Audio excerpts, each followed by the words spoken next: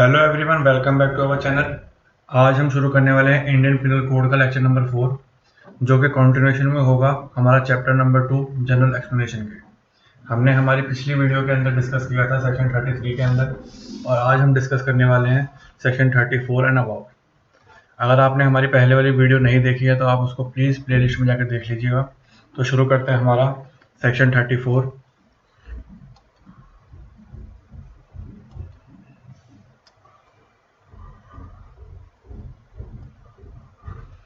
अब सेक्शन 34 कहता है act done by several person in furtherance to common intention.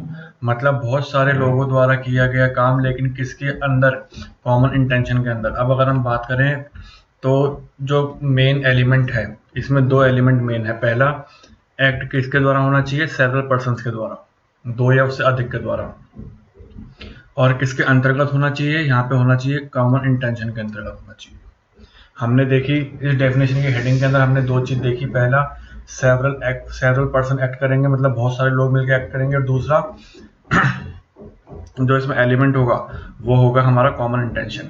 यहाँ तक की बात हमें समझ में आती है। अब हम देखते हैं इसकी definition part. When a criminal act, अब यहाँ पे एक्ट कैसा होगा? यहाँ पे एक्ट होगा क्रिमिनल, और वो कौन करेंगे? Done by several person. यहाँ तक की चीज समझ में आती है। व्हेन अ क्रिमिनल एक्ट, कोई भी criminal act done by several person, जब बहुत सारे आदमी मिलकर करें। लेकिन यहाँ पर एक बाउंडेशन है, बहुत सारे आदमी, दो से ज्यादा,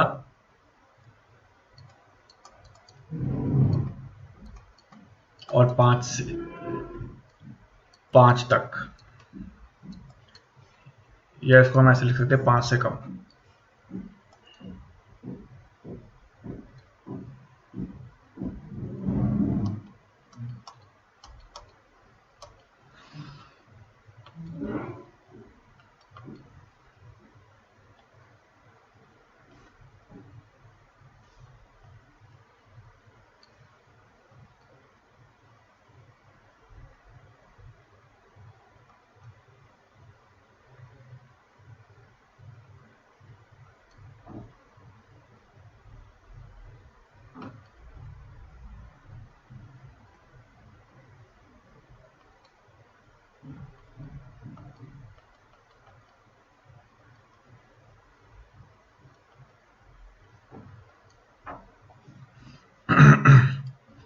दो से ज्यादा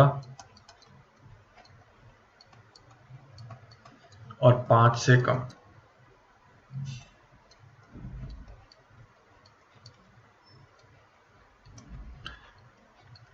अगर हम बात करें कॉमन इंटेंशन की, तो उसमें आदमी होने चाहिए 2 से ज़्यादा और 5 से कम। और अगर ये 5 से ज़्यादा हो गए तो हम बोलेंगे इसको कॉमन ऑब्जेक्ट, जो कि हम पढ़ेंगे सेक्शन 149 के अंदर। अभी के लिए हमें इतना याद रखना है, जब भी कोई क्रिमिनल एक्ट बहुत सारे लोगों से द्वारा किया जाता है, बहुत सारे का मतलब 2 से ज़्यादा और 5 से कम, in furtherance of common intention. अब यहाँ पे जो मेन एलिमेंट है वो क्या है? Common intention. कॉमन इंटेंशन के अंतर्गत किया गया कोई भी काम, तो उसके अंदर किया गया अगर कोई भी काम होगा तो ईच ऑफ सच पर्सन, वो हर एक आदमी लाइबल होगा। Each of such person is liable for that act, जो भी उन्होंने काम किया है। और इन द सेम मैनर, उसी तरीके से, as it was done by him alone, जैसे कि वो काम उसने खुद ही किया है। अब इसको हम एक एग्जाम्पल के तौर पर समझते हैं।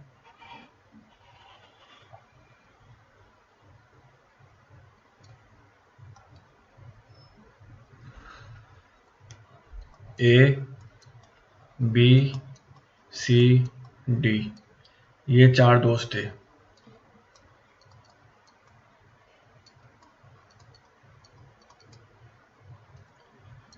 अब इन्होंने एक प्लान बनाया कि कोई XYZ बैंक है, XYZ बैंक है, उसको लूटने का।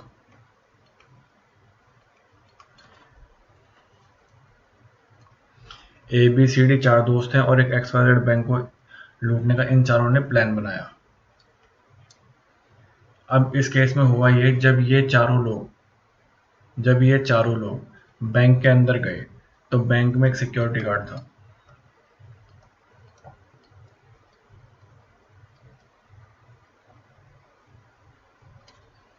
एक सिक्योरिटी गार्ड था। इस सिक्योरिटी गार्ड ने उनको रोका, इन चारों को रोका। तो अब जब सिक्योरिटी गार्ड ने इनको रोका तो एक मिस्टर ए था इनमें से, उसके पास थी गन, और ये गन इसने शूट कर दी सिक्योरिटी गार्ड के ऊपर, जिसकी वजह से सिक्योरिटी गार्ड मर गया। अब यहाँ पर क्वेश्चन ये उठता है कि जब ए ने ही गोली मारी है तो क्या बी सी डी भी लायबल होंगे इस चीज़ के लिए? अगर ए ने मर्डर किया है सिक्योरिटी गार्ड का तो क्या बी सी डी भी उसी तरीके से लायबल होंगे? क्या बी सी डी अपनी प्ली ले सकते हैं कि हमें तो पता ही नहीं था?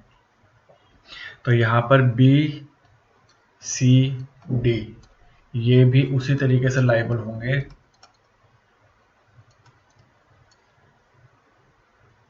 जिस तरीके से ए था। और ये बी सी डी ये प्ली नहीं दे सकते कि हमें तो पता ही नहीं था कि इसके पास ये गन थी या इसने इसको मार दिया।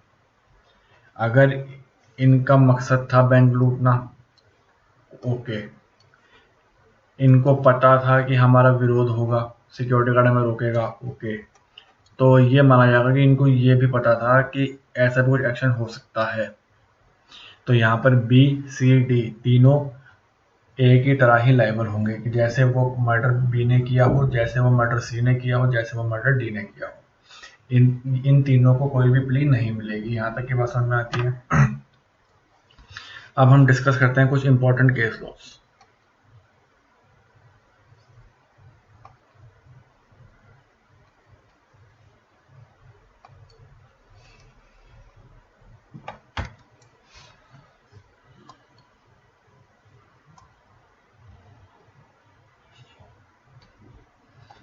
अब इसी में पहला केस आता है हमारा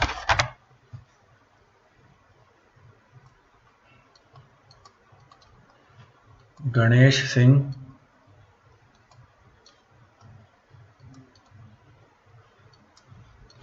versus Ram Puja.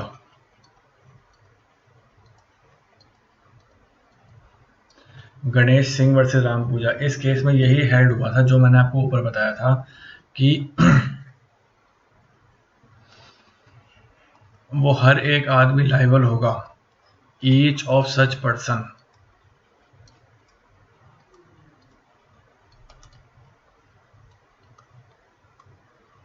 is liable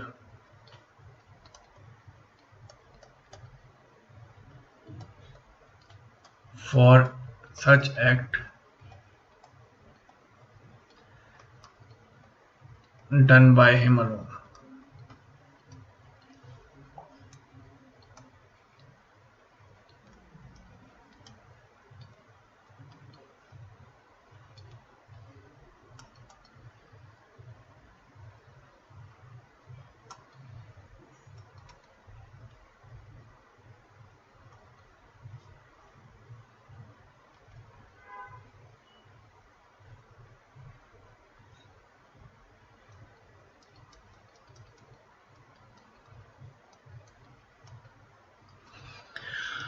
For such act done by him alone। ऐसा माना जाएगा कि वो एक्ट बी ने किया होगा, वो एक्ट सी ने किया होगा, या वो एक्ट डी ने किया होगा। खाली ए की जिम्मेदारी नहीं बनेगी, उन चारों की जिम्मेदारी बनेगी। और ये किस में हेल्ड हुआ था? गणेश सिंह वर्सेस राम पूजा में। और इसको हेल्ड किसने किया था? इसको हेल्ड किया था प्रीवी काउंसिल ने।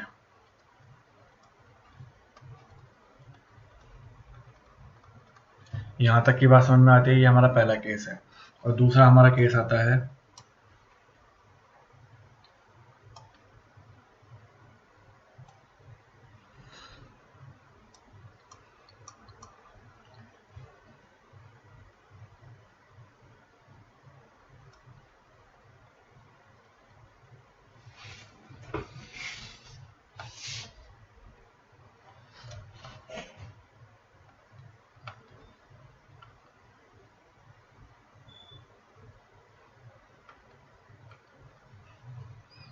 दूसरा हमारा केस है इसमें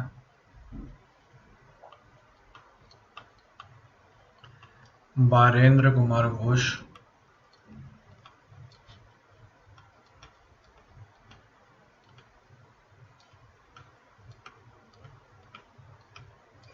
वर्सेस एम्परर। ये हमारा इसके अंदर दूसरा केस है, बारेंद्र कुमार घोष वर्सेस एम्परर, और इसका एक और नाम है पोस्ट मास्टर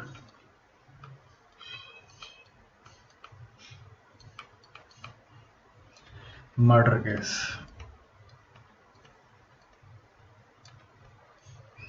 क्वेश्चन पूछ सकता है कि बारेंद्र कुमार घोष का दूसरा नाम कौन सा है, तो उसका हुआ पोस्ट मास्टर मर्डर केस। और ऐसे पूछ सकता है कि which case is known as post master murder case, तो हमारा होगा Barendra Kumar Ghosh versus king emperor.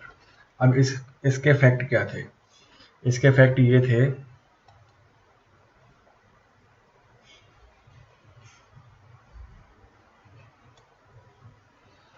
कि एक एक्यूज है,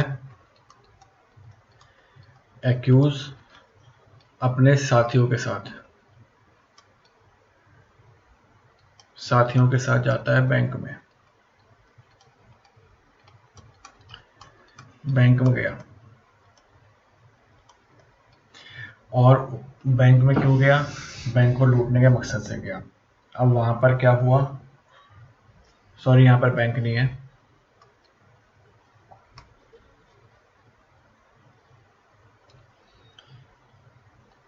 एक्यूज अपने साथियों के साथ गया पोस्ट ऑफिस।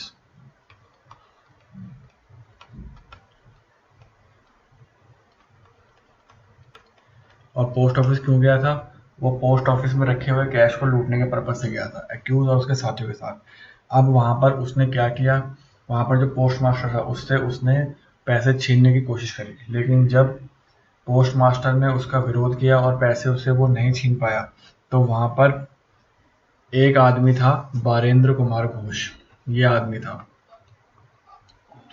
इसने पोस्ट मास्टर के ऊपर पिस्तौल चला दिया और उससे पोस्ट मास्टर मर गया। अब जब ट्रायल चला तो उसमें बारेंद्र कुमार ने ये प्ली दिया,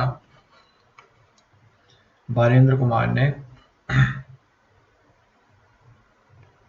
ये प्ली दिया कि भैया मैं तो गेट के बाहर खड़ा था,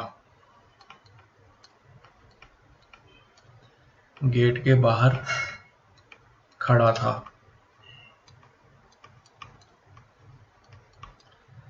तो मैं कैसे दोषी हो गया? तो कोर्ट ने इसके जो भी इसके लॉजिक्स थे उसको नहीं माना और कहा कि भैया आप भले ही बाहर खड़े हों, भले ही आपने कुछ भी ना किया हो, लेकिन क्योंकि आप अपने साथियों के साथ थे, क्योंकि आप अपने साथियों के साथ थे और क्योंकि आप एक एक्यूज के साथ थे,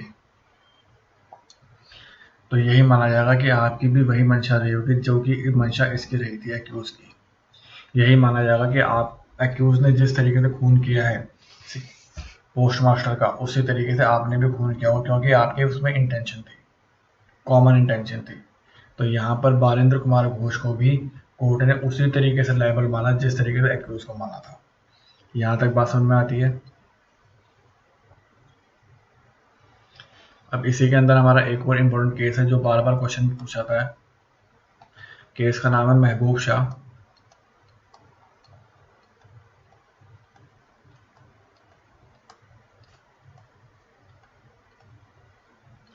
वर्सेस एम्परर। इसके अंदर हेल्ड ये हुआ था, common intention and common object are different.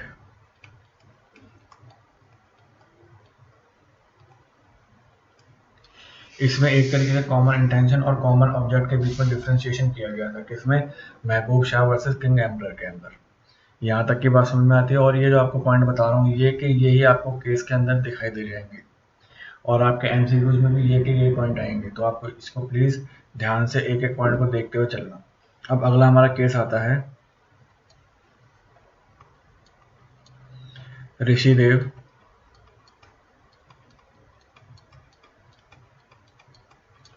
Pandey versus state of Uttar Pradesh.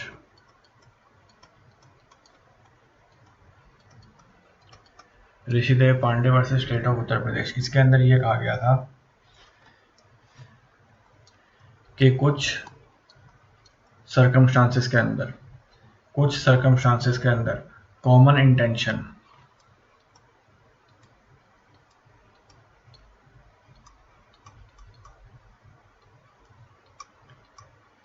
Intention जो बनेगी, जो बिल्डअप होगी, वो at the place of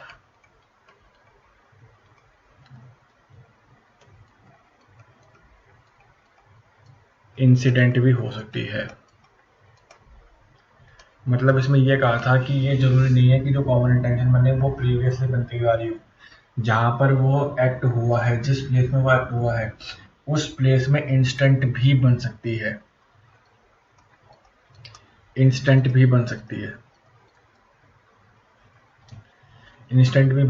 common intention during the act. और ये कहां पर हेल्ड हुआ था? ये हुआ था Rishidev Pandey versus state of UP के अंदर।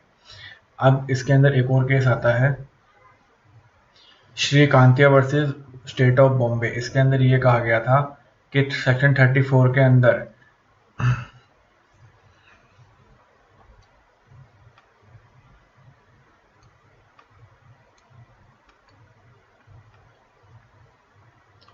केस का नाम श्री कांतिया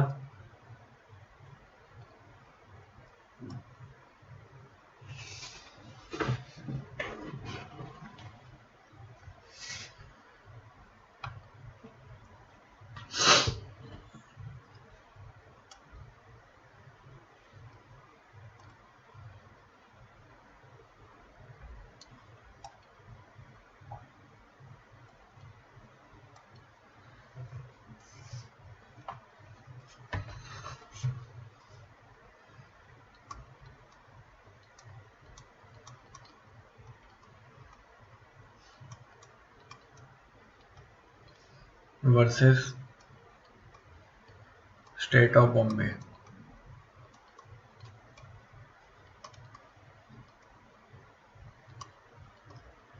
इसके अंदर ये हेल्ड हुआ था कि कॉमन इंटेंशन के लिए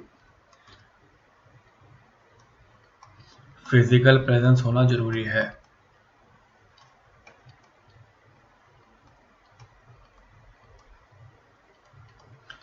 फिजिकल प्रेजेंस इज नेसेसरी।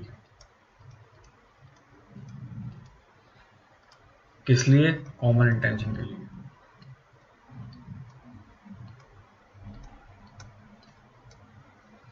यहां तक की बात समझ में आती है? हमने कॉमन इंटेंशन के अंदर कुछ इंपॉर्टेंट केस लॉस पढ़े, और जो छूट जाएंगे जब मैं आपको एमसीक्यू कराऊंगा तो उसके अंदर मैं आपसे डिस्कस करूंगा।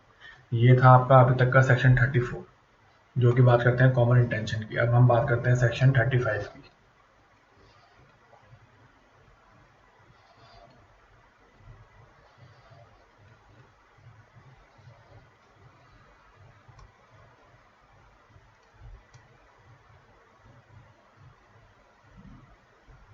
सेक्शन 35 बात करता है when such act is criminal by reason.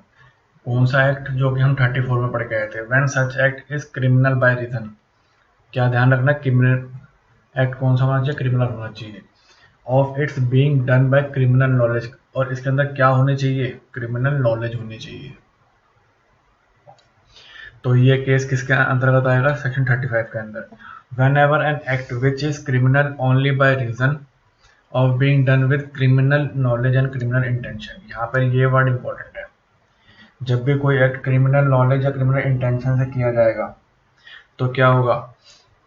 और वो किसके द्वारा किया जाएगा? दो से ज्यादा और 5 से कम के द्वारा। तो क्या होगा? Each of such person shall be join in this act with his knowledge.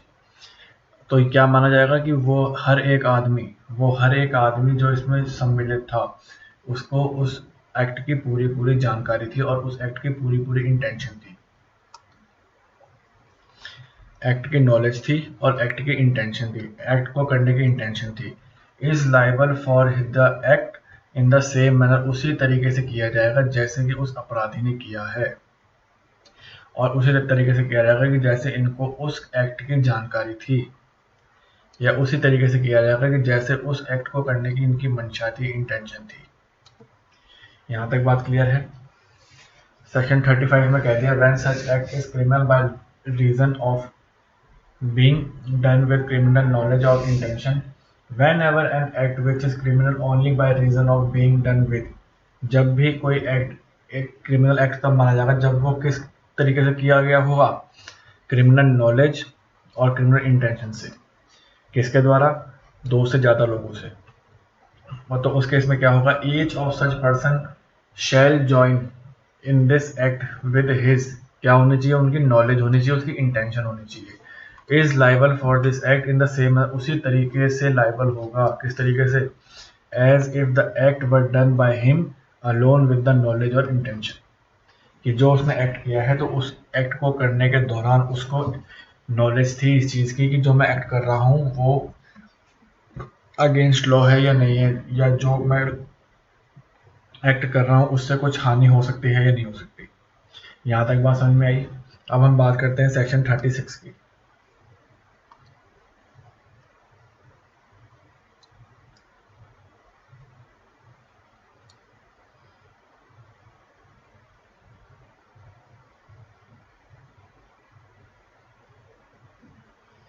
अगर हम बात करें सेक्शन 36 की,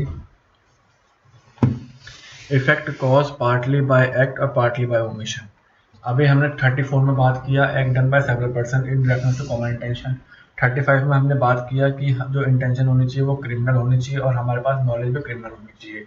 अब 36 में हम बात करेंगे कि जो एक्ट होंगे जो एक्ट होंगे वो पार्टली बाय एक्ट भी हो सकते हैं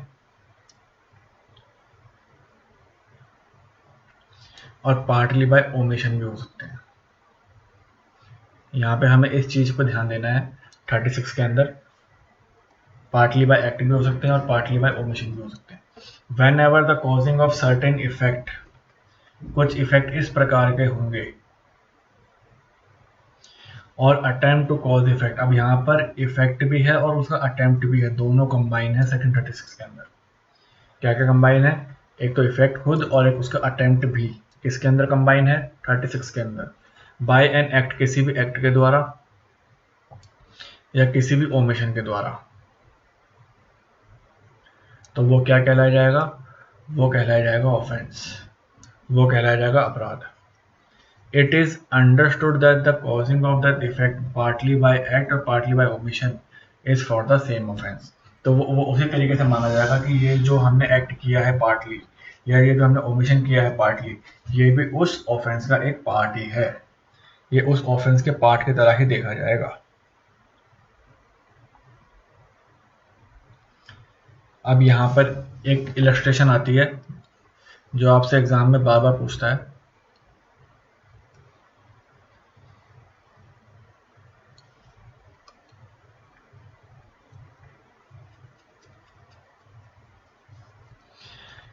ए है,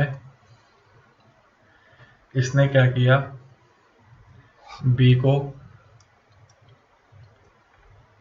पहले बहुत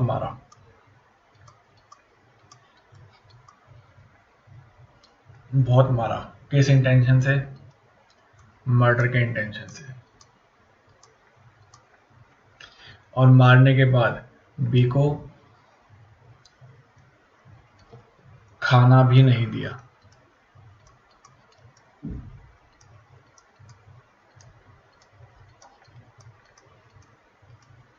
भूखा रखा बी को। पहले ए ने बी को बहुत मारा, इंटेंशन क्या थी? उसको मर्डर करने की। और फिर उसके बाद ए ने बी को खाना भी नहीं दिया, क्या इंटेंशन थी? मर्डर करने की। तो यहाँ पर ये जो ए है वो बी के मर्डर का दोषी होगा।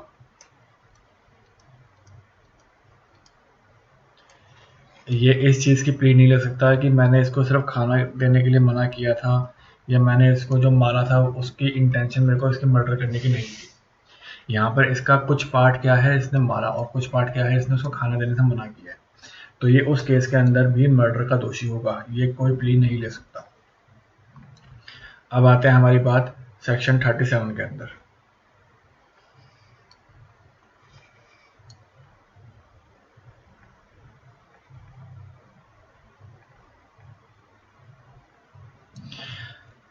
अब सेक्शन 37 के अंदर सबसे पहला हमारा कीवर्ड है जो हमें याद रखना है, कॉर्पोरेशन, सहयोग। ये आपको याद रखना है क्योंकि पूछ लिया जाता है कि कॉर्पोरेशन कौन से सेक्शन में गिवन है आईपीसी के सेक्शन 37 के अंदर। Corporation by one of the several act constituting an offence when a offence is committed by means of several act. यहाँ पर क्या इंपॉर्टेंट है, ऑफेंस कैसा होगा, सेवरल एक्ट का कॉम्बिनेशन होगा। whoever intentionally cooperate, अभी और दूसरी चीज इंटेंशनली कॉपरेशन होना चाहिए।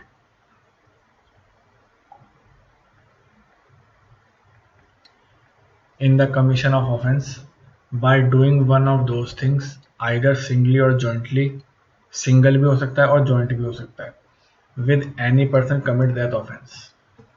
अब इसको अगर हम देखेंगे तो सेक्शन 37 में पहला कीवर्ड हमारा कॉर्पोरेशन, दूसरा कीवर्ड सेवरल एक्ट का कॉम्बिनेशन होना चाहिए वो एक्ट ऑफेंस, और जो वो एक्ट होगा वो कैसा होगा, इंटेंशनली कॉपरेट वाला होगा।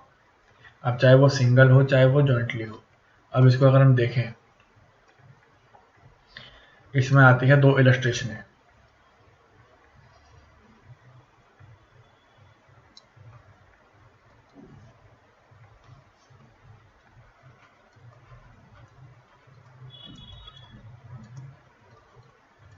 इलस्ट्रेशन 1। अब इलस्ट्रेशन 1 क्या कहती है हमारी,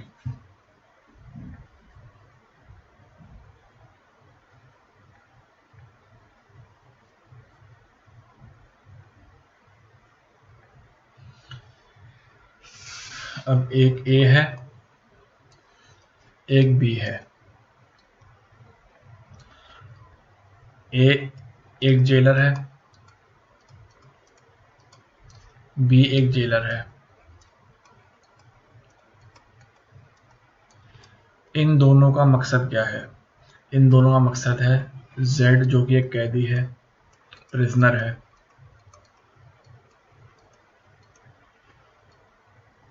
इसको मारने की इंटेंशन है इन दोनों की। अब ये जो जेलर ए है इसकी शिफ्ट है सुबह 9 से शाम को 5 बजे तक, और इसकी शिफ्ट है शाम को 5 से सुबह के 9 बजे तक। तो इन्होंने प्लानिंग की कि जब तक मेरी ड्यूटी होगी तब तक मैं इसको छोटे छोटे डोज में पॉइजन देता रहूँगा, और इसने बोला कि जब तक मेरी ड्यूटी होगी तब तक मैं इसको छोटे छोटे डोज में पॉइजन देता रहूँगा। अब जो इन्होंने यहाँ पे पॉइजन दिया, हालांकि वो स्मॉल डोजेस में था,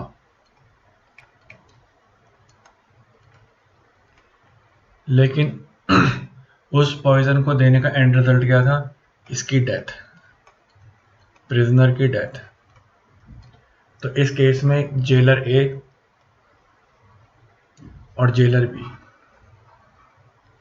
ये दोनों दोषी तो होंगे मर्डर के, लेकिन किस तरीके से कॉपरेशन के होंगे, क्योंकि इसमें इन दोनों की आपसी सहमति थी, इन दोनों का कॉर्पोरेशन था।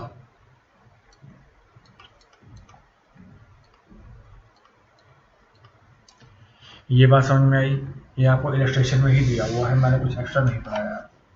लेकिन मैं आपको बार बार कह रहा हूँ आपके इलस्ट्रेशन में ही एप्लीकेशन बेस्ड क्वेश्चन बनते हैं, तो प्लीज़ इलस्ट्रेशन मत छोड़ो। अब हम करते हैं दूसरी चीज़, दूसरा इलस्ट्रेशन।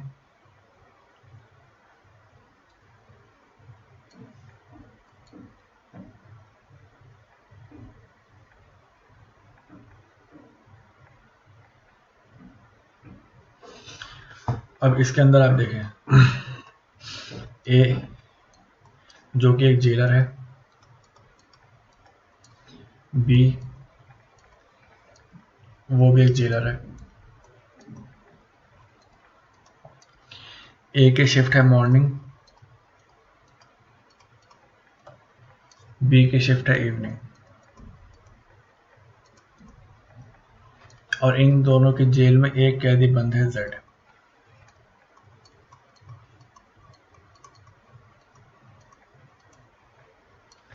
इन दोनों की जेल में एक कैदी बंद है जेड। अब क्या किया, इन ए और बी के बीच में कॉर्पोरेशन हुआ,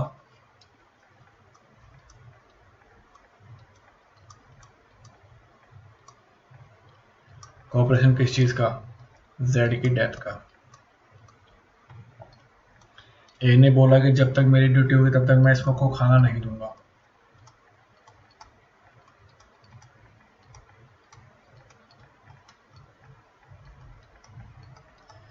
और बी ने बोला जब तक मेरी ड्यूटी होगी तब तक मैं जेड को खाना नहीं दूंगा।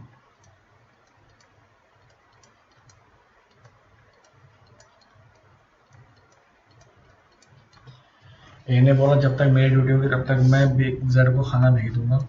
बी ने बोला जब तक मेरी ड्यूटी होगी तब तक मैं भी जेड को खाना नहीं दूंगा। उससे हुआ क्या, भूख के मारे ये मर गया, इसकी डेथ हो गई। तो यहाँ पर क्वेश्चन ये आया कि ये जो ए है और जो बी है ये जॉइंटली लाइबल होंगे या नहीं होंगे। तो यहाँ पर हमारा आंसर होगा ये बिल्कुल होंगे, क्योंकि यहाँ पर सबसे जो मेन पॉइंट था इनका कॉपरेशन हो गया था कि जब तक मेरी ड्यूटी होगी तब तक मैं खाना नहीं दूंगा, और जब तक तेरी ड्यूटी हो तब तक तू खाना मत दियो। यहाँ तक बात समझ में आई। अब इसी की एक और इलस्ट्रेशन है।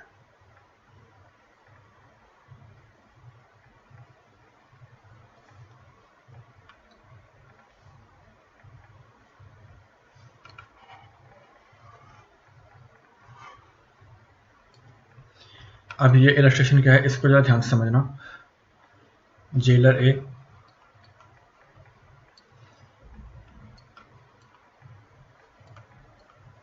इसकी जेल में एक कैदी है जेड, प्रिजनर।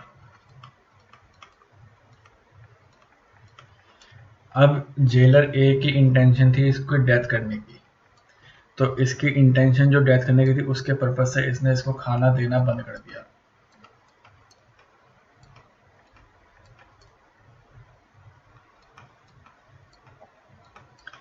जेलर ए ने जेड के मारने की इंटेंशन से उसको खाना देना बंद कर दिया, लेकिन अब उस जब खाना नहीं दिया तो ये बहुत वीक हो गया, कमजोर हो गया।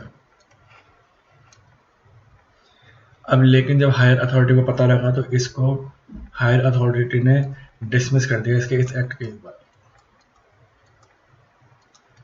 हायर अथॉरिटी को पता लगा कि जो जेलर ए है वो इस तरीके का काम कर रहा है, तो हायर अथॉरिटी ने उसको डिसमिस कर दिया जॉब से। अब इसकी जगह पर एक और जेलर आया बी।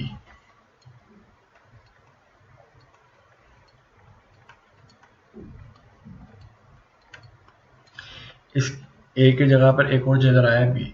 अब ना बी ए से मिला है और ना ए बी से मिला है, लेकिन बी की भी इंटेंशन क्या थी, जेड की डेथ करनी, तो उसने भी खाना देने से मना कर दिया।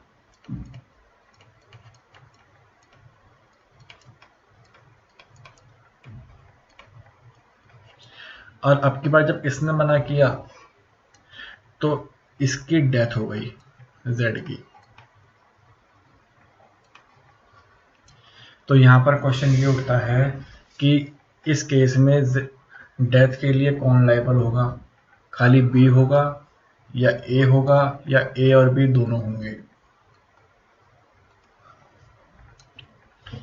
यहाँ पर क्वेश्चन ये उठता है कि ये जो बी के इस एक्ट से यहाँ पर डेथ हुई है इसका जिम्मेदार कौन होगा, मिस्टर बी होंगे, मिस्टर ए होंगे या ए और बी दोनों ज्वाइंटली होंगे। तो यहाँ पर हमारा आंसर होगा कि सिर्फ मिस्टर बी मर्डर के दोषी होंगे। मिस्टर बी मर्डर के दोषी क्यों होंगे, क्योंकि हालांकि इंटेंशन ए की भी उसको मारने की थी, लेकिन उसके एक्ट से वो मरा नहीं। और अगर और जब ये बी आया तो इसकी ए से कभी बातचीत नहीं हुई, इसके बारे में कोई कॉपरेशन नहीं हुआ। ये जो एक्ट था ये बी का इंडिपेंडेंट एक्ट था, दोनों का कंबाइंड एक्ट नहीं था।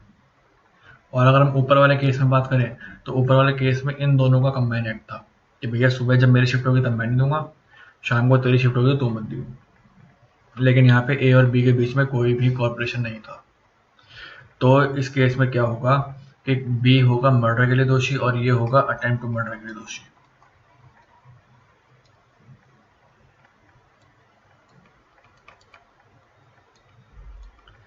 Attempt to murder. और ये जो चीज़ आपको मैं बता रहा हूँ ये ऐसे के ऐसे क्वेश्चन में आपसे पूछ ली जाएगी। तो अब हम आगे बढ़ते हैं हमारा सॉरी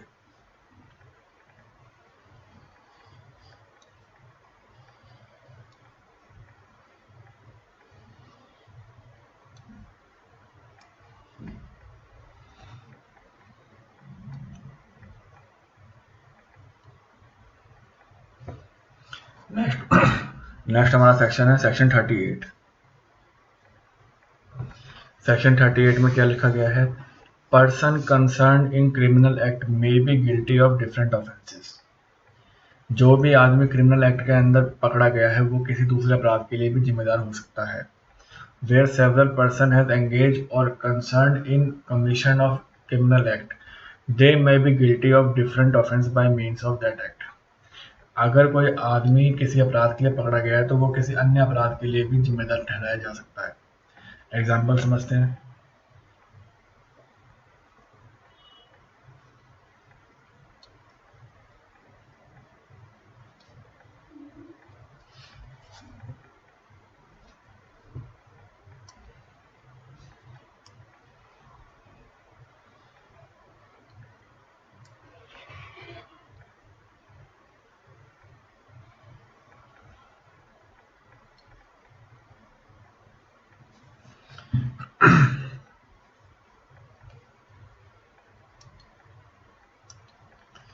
ए है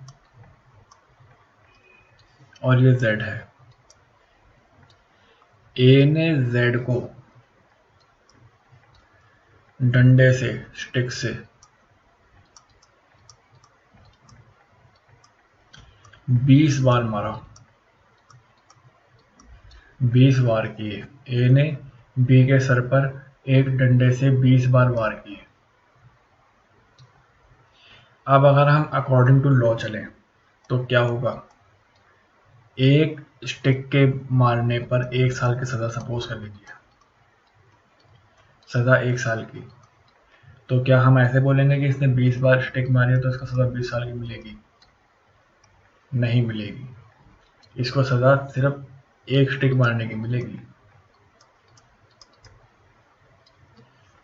अब उस वार्ड से उसकी डेथ हुई है या उसका कुछ हुआ है वो अलग बात है, उसकी सजा उसको अलग मिलेगी। लेकिन यहाँ पर हम बात कर रहे हैं अगर किसी आदमी ने एक डंडे से 20 बार मारा तो उसको सिर्फ एक ही बारी की सजा मिलेगी, ना कि 20 बारी की। ये हो गई इलस्ट्रेशन 1। अब हम बात करते हैं सेकंड इलस्ट्रेशन की।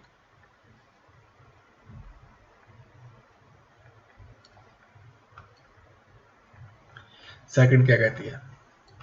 ए है,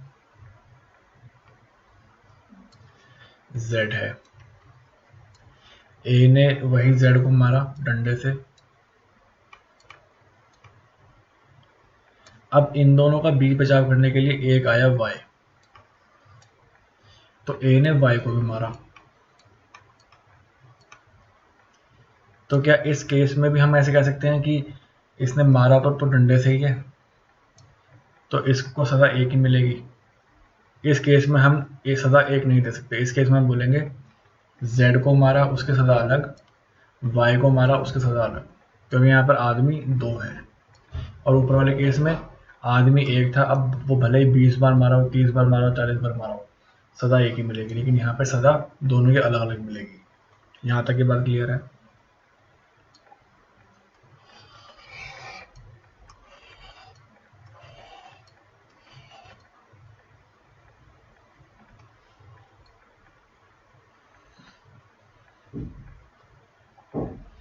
अब हमारा आता है section 39।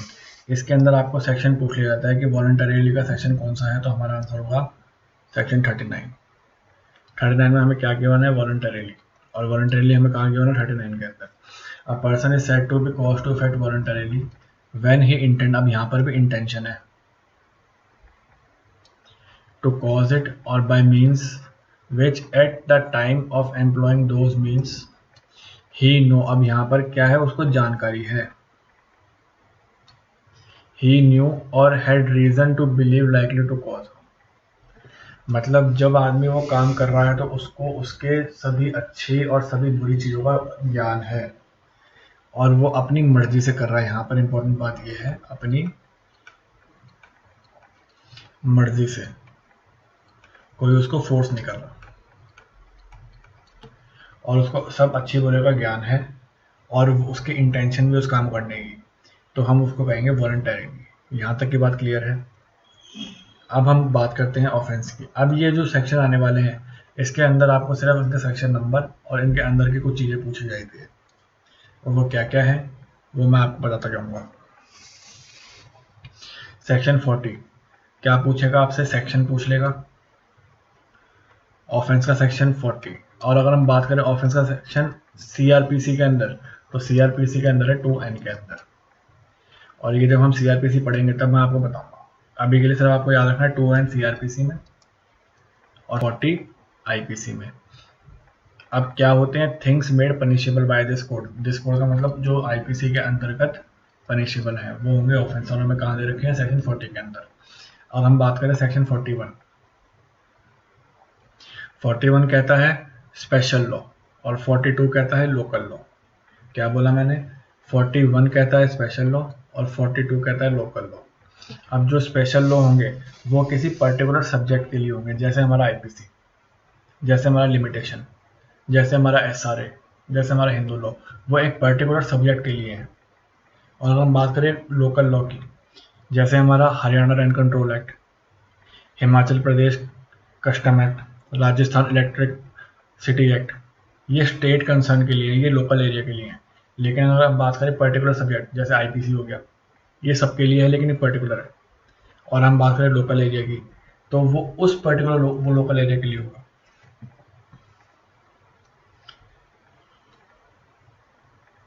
One special law for the particular subject,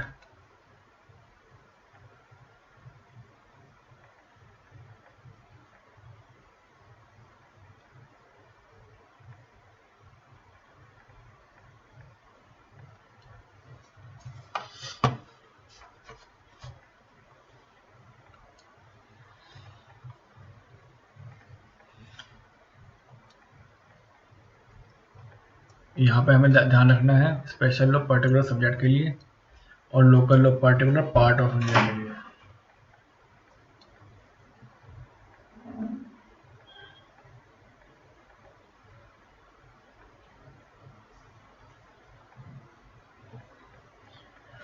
और सेक्शन 43 इलीगल, इलीगल का मतलब हो गया legally bound to do.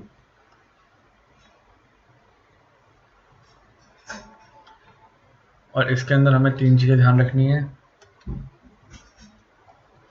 The word illegal applicable to everything, जो कि क्या होंगे, विच इज ऑफेंस, जो अपराध होगा, which is prohibited by law, जिसको कि लॉ ने करने से मना कर रखा होगा। तीसरा, which furnish ground for civil action. अब इसके अंदर पहली चीज ऑफेंस हो, दूसरी प्रोहिबिशन बाय लॉ हो और तीसरा ग्राउंड फॉर सिविल एक्शन हो, तो उसको हम बोलेंगे इलीगल। अगला हमारा पॉइंट है इंजरी।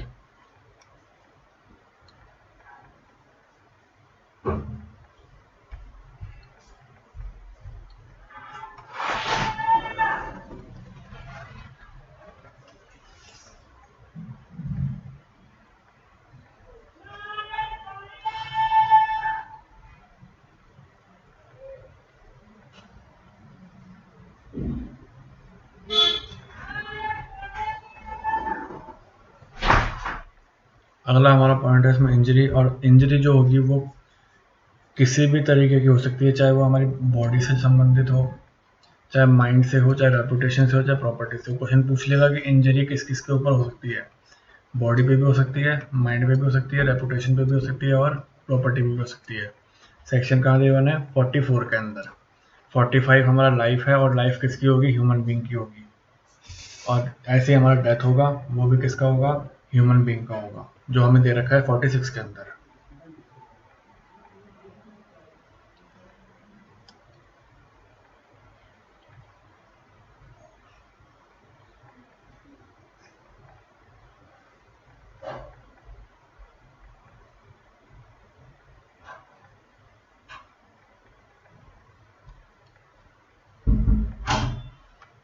मैंने आपको बताया सेक्शन 45 में हमें गिवन है लाइफ किसकी होगी, ह्यूमन बीइंग की होगी, और डेथ भी किसकी होगी, ह्यूमन बीइंग की होगी, ह्यूमन बॉडी की होगी। अब हम बात करते हैं 47 के अंदर वेसल। 47 के अंदर हम बात करते हैं एनिमल, ऐसे क्रिएटर जो ह्यूमन बीइंग नहीं है, ऐसी क्रिएशन जो ह्यूमन बीइंग नहीं है। Any living creature other than human being, वो कौन होंगे, एनिमल। कहाँ दे रखा है 47 के अंदर। अब हम बात करते हैं सेक्शन 48 के अंदर वेसल। क्या होंगे, जो भी anything made for conveyance by water of human being और प्रॉपर्टी। पानी में चलने वाले यान जो किसकी ट्रांसपोर्टेशन की सहूलत करते हैं, ह्यूमन बॉडी की और प्रॉपर्टी की। अगला, ये सेक्शन 49 इंपॉर्टेंट है। 49 में हमें ये ध्यान रखना है कि ये जो ईयर और मंथ है वो हम कौन से कैलेंडर से कंसिडर करेंगे, तो वो हम करेंगे ब्रिटिश कैलेंडर से।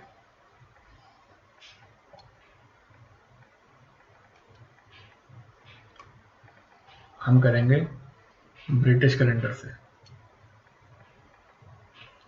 यहाँ तक की बात क्लियर है। अगला हमारा सेक्शन आता है सेक्शन का section 50। The word section denotes one of those portion of the chapter in this code.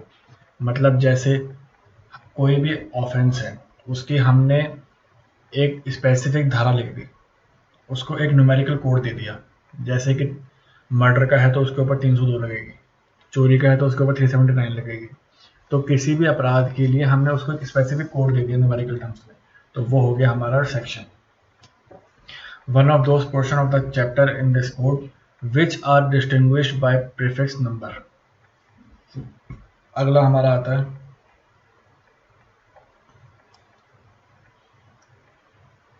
Section 51 oath. The word oath denotes a solemn affirmation substituted by law for oath, any declaration required by law, जो भी विधि द्वारा required होगी oath वो, any declaration authorized by law, जो भी authorise होगी वो, to be made before किसके समक्ष, पहला होगा पब्लिक सर्वेंट और कोर्ट ऑफ जस्टिस के समक्ष। ऐसी डिक्लेरेशन, ऐसी अफर्मेशन जो हम कोर्ट के आगे पेश करेंगे या जो हम किसी पब्लिक सर्वेंट के आगे पेश करेंगे वो क्या होती है, ओथ होती है। और वो हमें कहाँ गिवन है, सेक्शन 51 के अंदर। अब अगला सेक्शन है हमारा 52, वो है हमारा गुड फेथ।